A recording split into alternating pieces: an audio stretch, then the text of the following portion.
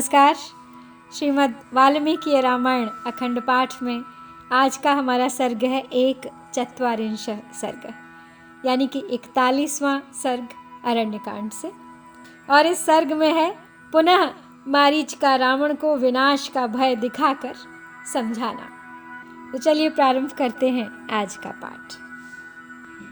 आज्ञप्तो रावणेनेत्थं प्रतिकूलं च राजवत् अब्रवीत् परुषं वाक्यं निःशङ्को राक्षसाधिपम् केनायम् उपदिष्टस्ते विनाशः पापकर्मणा सपुत्रस्य सराजस्य सामात्यस्य निशाचर कस्त्वया सुखिना राजन् नाभिनन्दति पापकृत् केनेदम् उपदिष्टं ते मृत्युद्वारम् उपायतः शत्रवस्तव सुव्यक्तं हीनवीर्या निशाचर इच्छन्ति त्वां विनश्यन्तमुपरुद्धं बलीयसा केनेदम् उपदिष्टं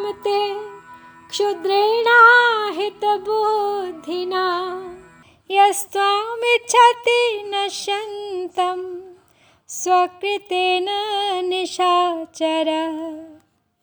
तो रावण ने जब राजा की भांति मारीच को ऐसी प्रतिकूल आज्ञा दी तो मारीच ने निशंक होकर उस राक्षस राज से कठोर वाणी में कहा, बोला, है निशाचर, किस पापी ने तुम्हें पुत्र राज्य और मंत्रियों सहित तुम्हारे विनाश का यह मार्ग बताया है? राजन, कौन ऐसा पापाचारी है जो तुम्हें सुखी देखकर प्रसन्न नहीं हो रहा है? किसने युक्ति से तुम्हें मौत के द्वार पर जाने की यह सलाह दी है?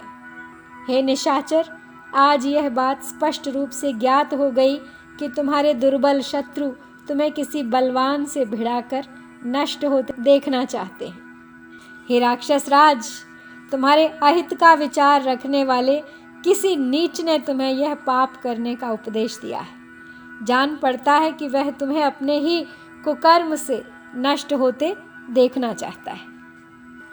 वध्याः खलु न वध्यन्ते सचिवास्तव रावण ये त्वामुत्पथमारूढं न निगृह्णन्ति सर्वशः अमात्यैः कामवृत्तो हि राजा का पथमाश्रितः निग्राह्यः सर्वथा सद्भिः स निग्राह्यो न गृह्यसे धर्ममर्थं च कामं च यशश्च जयतां वर स्वामी प्रसादात् सचिवाः प्राप्नुवन्ति निशाचर विपर्यये तु तत्सर्वं व्यर्थं भवति रावण व्यसनं स्वामि वैगुण्या प्राप्नुवन्ति इतरे जनाः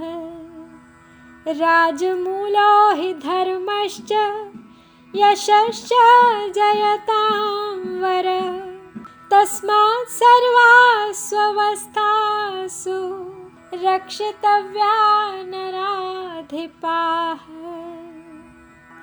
अब लगता है मारीच भी हार मानने वाला नहीं है। वो पूरी तरह से श्री राम के बल और शक्ति को जानता है, पहचानता है। वास्तव में रावण का शुभ चिंतक है। तो आगे समझाते हुए मारीच कहता है रावण को कि हे रावण, निश्चय ही वध के योग्य तुम्हारे वे मंत्री हैं जो कुमार्ग पर आरूढ़ हुए तुम जैसे राजा को सब प्रकार से रोक नहीं रहे हैं, किंतु तुम उनका वध नहीं करते हो। अच्छे मंत्रियों को चाहिए कि जो राजा स्वेच्छाचारी होकर कुमार्ग पर चलने लगे उसे सब प्रकार से वे रोकें। तुम भी रोकने के ही योग्य हो, फिर भी वे मंत्री तुम्हें रोक नहीं रहे हैं। विजयी वीरों में श्रेष्ठ हे निशाचर, मंत्री अपने स्वामी राजा की कृपा से ही धर्म, अर्थ, काम और यश पाते हैं। तो रावण, यदि स्वामी की कृपा न हो तो सब व्यर्थ हो जाता है। राजा के दोष से दूसरे लोगों को भी कष्ट भोगना पड़ता है। विजयशीलों में श्रेष्ठ राक्षस राज, धर्म और यश की प्राप्ति का मूल कारण राजा ही है। अतः सभी अवस्थाओं में राजा की रक्षा करनी चाहिए। राज्यम पालयितुं शक्यं न तीक्ष्णेन निशाचर, न चाति प्रतिकूलेन न विनीतेन राक्षस। ये तीक्ष्णमन्त्राः सजीवा भुज्यन्ते सहतेन वै, विषमेषु रथाः शीघ्रं मन्दसारथयो यथा। बहवः साधवो लोके युक्तधर्मानुष्ठिताः, परेषाम् अपराधेन विनष्टाः सपरिच्छदाः। स्वामिना प्रतिकूलेन प्रजास्तीक्ष्णेन रावण, रक्ष्यमाणान् वर्धन्ते मेषा गोमायुना यथा। अवश्यं विनश्यन्ति सर्वे रावण राक्षसाः, येषां त्वं कर्कशो राजा दुर्बुद्धिर्जितेन्द्रियः। मारीच रावण के मंत्री तो हैं, लेकिन क्योंकि वो रावण के मामा भी लगते हैं, इसीलिए अपना हक समझ के वो रावण को समझा रहे हैं। तो आगे कहते हैं कि हे रात्रि में विचरने वाले राक्षस राज, जिसका स्वभाव अत्यंत तीखा हो, जो जनता के अत्यंत प्रतिकूल चलने वाला और उद्दंड हो, ऐसे राजा से राज्य की रक्षा नहीं हो सकती। जो मंत्री तीखे उपाय का उपदेश करते हैं, वे अपनी सलाह मानने वाले उस राजा के साथ ही दुख भोगते हैं। जैसे जिनके सारथी मूर्ख हों, ऐसे रथ नीची ऊंची भूमि में जाने पर सारथियों के साथ ही संकट में पड़ जाते हैं। उपयुक्त धर्म का अनुष्ठान करने वाले बहुत से साधु पुरुष इस जगत में दूसरों के अपराध से परिवार सहित नष्ट हो गए हैं। हे रावण, प्रतिकूल बर्ताव और तीखे स्वभाव वाले राजा से रक्षित होने वाली प्रजा उसी तरह वृद्धि को नहीं प्राप्त होती है जैसे गीदड़ या भेड़िए से पालित होने वाली भेड़ें। तो रावण, जिनके तुम क्रूर दुर्बुद्धि और अजितेंद्रिय राजा हो, वे सब राक्षस अवश्य ही नष्ट हो जाएंगे। तदिदं काकतालीयं घोरमासादितं मया, अत्र त्वं शोचनीयोऽसि ससैन्यो विनशिष्यसि। मां निहत्य तु रामो असावचिरा त्वां वधिष्यति। अनेन कृतकृत्योऽस्मि म्रिये चाप्यर्णाहतः। दर्शनादेव रामस्य हतं मामवधारय। आत्मानं चाहतं विद्धिः हृत्वा सीतां सबान्धवम्। आनयिष्यसि चेत् सीतामाश्रमात् सहितो मया। नैव त्वमपि नाहं वै नैव लङ्कान् राक्षसाः। निवार्यमाणस्तु मया हितैषिणा। नामृष्यसे वाक्यमिदं निशाचर। परितकल्पा हि गतायुषो नरा। हितं न गृह्णन्ति सुहृद्भिरीरितम्। तो मारीच अपनी बात को आगे बढ़ाते हुए रावण को समझाते हुए फिर कहते हैं, काकतालीय न्याय के अनुसार मुझे तुमसे अकस्मात ही यह घोर दुख प्राप्त हो गया। इस विषय में मुझे तुम ही शोक के योग्य जान पड़ते हो, क्योंकि सेना सहित तुम्हारा नाश हो जाएगा। रावण को समझाते हुए मारीच आगे कहते हैं कि काकतालीय न्याय के अनुसार मुझे तुमसे अकस्मात ही यह घोर दुख प्राप्त हो गया। इस विषय में मुझे तुम ही शोक के योग्य जान पड़ते हो, क्योंकि सेना सहित तुम्हारा नाश हो जाएगा। तब यहाँ पे एक शब्द आया है काकतालीय न्याय। तो काकतालीय न्याय एक ऐसा न्याय का सिद्धांत है। साथ ही साथ ये एक कहावत भी है जो एक कहानी से जुड़ी हुई है। तो किसी ताड़ के पेड़ के नीचे कोई पथिक लेटा हुआ था एक दिन, और ऊपर एक कौवा बैठा था। कौवा किसी और को उड़ा और उसके उड़ने के साथ ही ताड़ का एक पका हुआ फल नीचे गिरा।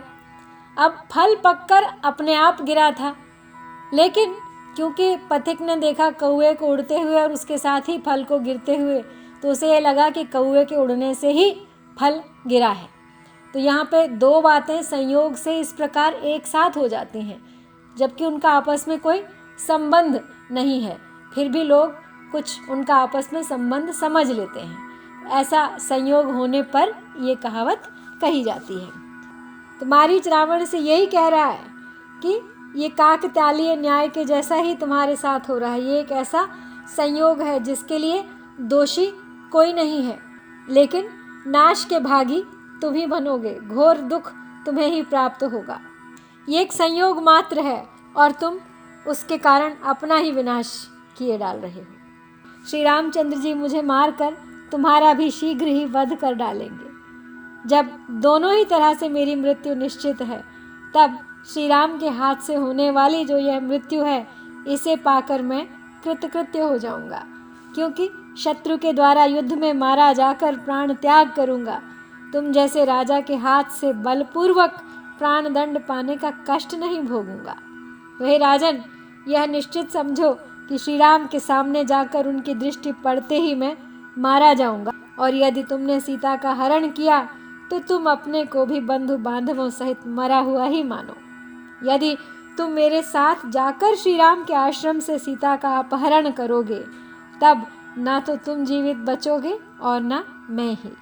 न लंकापुरी रहने पाएगी और न वहाँ के निवासी राक्षस।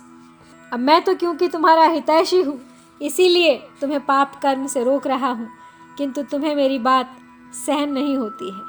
सच है, जिनकी आयु समाप्त हो जाती है वे मरणासन्न पुरुष अपने सुहृदों की कही हुई हितकर बातें भी स्वीकार नहीं करते। तो इस प्रकार श्री वाल्मीकि निर्मित आर्ष रामायण आदि काव्य के अरण्य कांड में 41वां सर्ग हम यहाँ पूरा करते हैं। इत्यार्षे श्रीमद् रामायणे वाल्मीकिये आदि काव्ये अरण्य कांडे 41 सर्गः। ओम श्री सीताराम चंद्राभ्याम नमः। मेरे चैनल भारतवाणी के कथा वस्तु को पसंद करने के लिए आपका बहुत बहुत धन्यवाद। यदि नहीं किया है तो सब्सक्राइब कीजिए, लाइक कीजिए, शेयर कीजिए, अपनी प्रतिक्रिया दीजिए, कमेंट कीजिए। मेरे साथ आइए, अपनी संस्कृति से अपनी पहचान बनाइए। Let's revive the spirit of India.